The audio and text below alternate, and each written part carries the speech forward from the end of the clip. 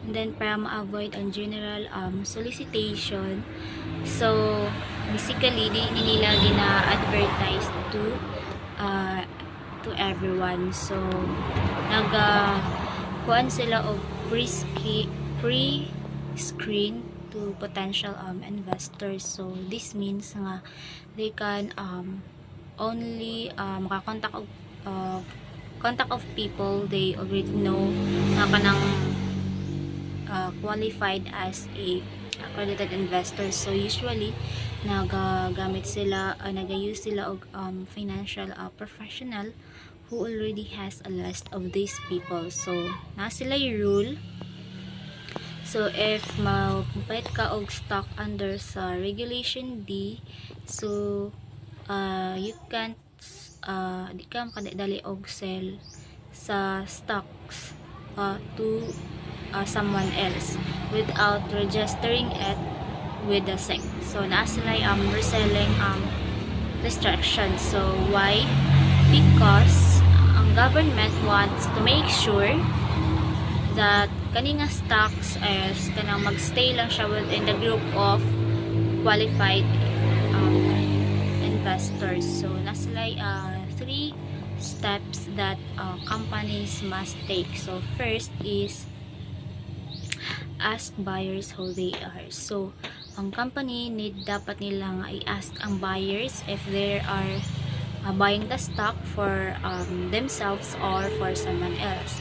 And then next is they have to tell the buyers clearly that the stock isn't registered with the government and can't be resold until it is.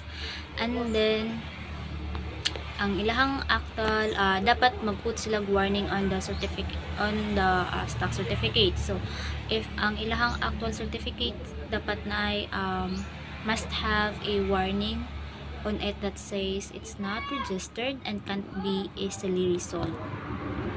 Accounting for stock sales. The original intent for using par value was to ensure that a residual amount of funding was contributed to the company and which could not be removed from it until dissolution of the corporate entity. So, for example, if an investor buys one share of common stock at a price of $82 and the stock's par value is $1, then the entry should be like this.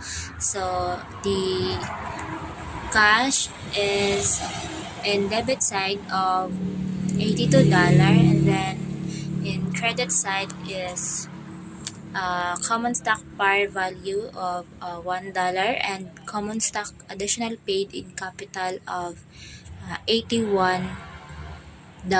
So we have another example here. If the market value of a warrant is $63.50 and the fair market value of a bond to which it was attached is $950 and the price at which the two items were sold was $1,005, then an entry should be made to an additional paid in capital account for $62.97 to account for the warrants, while the remaining $942.3 is accounted for as debt. The apportionment of the actual sale price of $1,005 of warrants is calculated as follows. So this will be the formula. So para makuha ang 62.97 is ang kuha nato dito ang $63.50 na fair market value of warrant is i-plus nato sa 950 na fair market value of bond. So it equals 13.50. So and then ang 63.50 i-divide sa 13.50, so mag-equal siya og 0.062654168, and then i-times din siya sa 105. So, the total of 62.97. So, if a warrant expires, then the funds are shifted from the outstanding warrants account to an additional paid-in capital account. So, to continue with the last example, so nasiya following in 3, which is in the debit side, the additional paid-in capital warrants of $62.97, and for the credit side, the additional paid-in capital expired warrants. Then, if the warrant valued at $62.97 is used to purchase a share of common stock at a price of $10, and the common stock has a par value of $25, then the par value account is credited with $25. Since it is mandatory nga ang par value should be recorded, and the remainder of the funds are recorded in the additional paid-in capital account. So the entry is as follows. So in cash, and the debit side is $10, and then additional paid-in capital warrants of $62.97.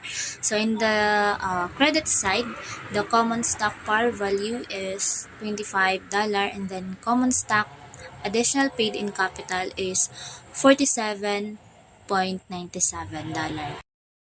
So there are other things that a company needs to do before selling stock. So first is they need to make sure that they're not selling more than shares than they're allowed to. And then the next is the company's board of directors need to officially approve the stock sale.